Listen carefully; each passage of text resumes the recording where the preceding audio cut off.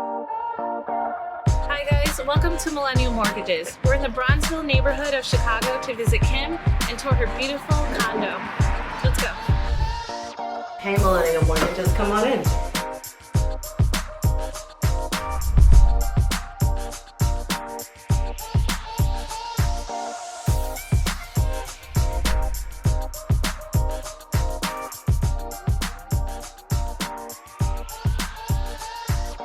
So this is my living room. Tons of artwork. I spend most of my time in here. This is sanctuary. Okay, and so how did you come to own this condo? So I was actually looking right at the start of COVID and, kind of just taking a look to see what was in. I knew I wanted to live in the Bronzeville area. And, sometimes they say you pick a home, but other time a home picks you. And that was definitely the case for me. This home it picked me. It called my name and it's felt like home ever since. Okay, and so what made you want to buy? So I knew buying was, a goal of mine, and it was part of the reason that I chose to move back to Chicago from DC.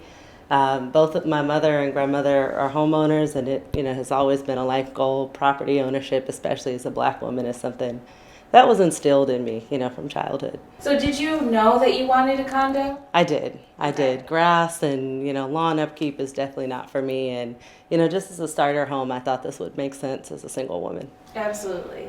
So how has your experience been living in a building and, the HOA fees that come with living in a condo building? Right. So I'm happy that, it's just myself and there's 2 other owners in the building. So, most decisions dealing with HOA, we tend to keep our costs low. We're pretty collaborative and working, as a team to manage the building. Honestly, I really lucked up and had great neighbors, great co-owners, and it's been a good experience for the last almost 3 years now.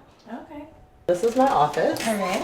And so what do you do? So I'm a product manager. I work in banking, and that makes me on calls all day. So it's nice to have window, natural light, and it just helps me get in the right frame of mind to work. All right. You have beautiful artwork in here too. Thank you. Okay, so this is actually one of my favorite pieces of artwork. It's by another Chicago-based artist, Jeff Beckham. I found this easel just on consignment, and it felt like it was a natural spot to put it. It's beautiful. Yeah, she looks over my home. Love it. Another selling feature was a pretty large space. Definitely the biggest bedroom I've ever had. Okay. And my bathroom, I recently renovated 4 or 5 months ago. Same with my, what I call a spa shower. My own sink. I actually really love the original cabinetry that was in here. But when I did the design, I was also conscious to make it something, in the future, if I want to sell or if I end up renting this out, that has, some mass appeal. Right. It's beautiful. Thank you. I love the finishes that you chose. Thank you. So talk to us a little bit about that process of renovations and choosing your contractor Sure. and that. Sure. So like most other things, contractor, I found word of mouth. Another, just small independent contractor in the Chicago area. I'm really conscious to try to support small businesses as well. So, went through, I actually picked all the finishes just on my own. So went to Floor and Decor and some other local shops just to do the design myself, which felt really empowering. And then my contractor, just had ideas of how to lay out my vision. So that was, pretty helpful. But it was great to be able to do this on my own and, really customize it to the way that I wanted it to look at the end. And so how did you fund the renovations?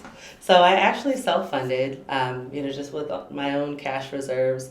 Although what I know now, and I wish I had known then to, make the process more financially viable, was just to take out a home equity line of credit or HELOC. And that will, allow a homeowner to access funds. During the pandemic, a lot of us homeowners built up quite a bit of equity in our homes over the purchase price.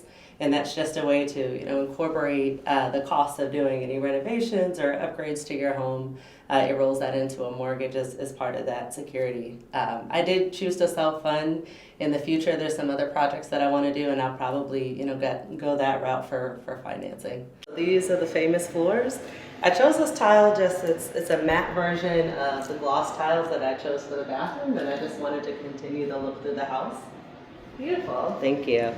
So Tell me about the home buying process. How was that for you? So, it was really interesting. The realtor who was working with the seller, who decided, not to, and I think they went just independently. And in speaking with him, I actually made him my realtor and started working with him. He already knew the neighborhood very well. Obviously, he was familiar with the home and the sellers. From there, I went out and got financing, working in finance myself. I really wanted to evaluate my options. So I looked at traditional banks, I looked at credit unions, and just through the company I was working for at the time, ended up getting the best rate. And of course, we all know interest rates are much higher now, so it was just really fortuitous timing. From that point, in the state of Illinois, you're required to have a real estate attorney that you work with. I won't necessarily say that was the easiest experience, but it was required. Honestly, a lot of the documentation I probably could have just looked up on my own online. But like I said, start to finish, I got under contract at the end of March of 2020 and ended up closing on June 7th, just 2 days before my birthday in 2020. So 3 months, a little under 3 months, start to finish. Really easy closing experience. There was a seller credit that I was able to negotiate to get just because the home had been on the market for so long. It was on for about 6 months. So in addition to the price point, I was able to negotiate that credit with the seller. Also qualified in my loan process as a first-time home buyer. This area, the city of Chicago, had a financing program too for people to purchase homes on the south and west side. So I was able to take advantage of some discounts that way also. But just really honestly having a community just like this one of other home buyers who are able to tell me things about the process that, as a first-time home buyer, I wouldn't necessarily know, leveraging that. It was interesting that I had that community because even though I mentioned my mother and grandmother were both home buyers, unfortunately, one thing I don't think we do in the Black community as well, and this is what, this opportunity is so exciting to me, is talk about, our finances and what it takes to save money for a down payment and, the home buying process and applying for a loan even. Somebody in finance, who's worked in finance for a number of years now, I wasn't even familiar with that process. So it's really key to have these types of conversations, to move us forward as a community, especially in terms of the way that we manage our money. So what do you say to millennials who are hesitant to buy? Right. Well, I definitely understand it, with market volatility right now, any hesitation, especially for the millennials that are towards the end of our generation who might be earlier in their career. But I would absolutely say that it's a worthwhile investment. Even, if you're like me and you're not committed to staying in one place or one city, long term, finding a place that is easy to rent out, is in a, competitive location, is key. But it's an asset that only appreciates in value. Whereas if you're renting, you don't have any equity in your home, you're subject to price increases, as we've all seen during COVID. So I would just say as an investment overall, it's a pretty sound one if you make the right decision. Absolutely. What does owning a home mean to you? Owning a home to me means security. Not just financial security, but family security. This is a place, I'm the only person in my family now from a long line of Chicagoans that still lives in Chicago. So it feels like a home, it feels like a place for my family to gather, and even just for me, in terms of my creative experience, I write poetry, it definitely feels like a sanctuary, and I look at it that way. Kim, thank you so much for showing us your home. It's beautiful. Anytime. I'm really, proud to be a part of this series, and I look forward to seeing other homeowners next. Thank you for watching this episode. And as we say here at Millennial Mortgages, don't wait to start building generational wealth. See you next time.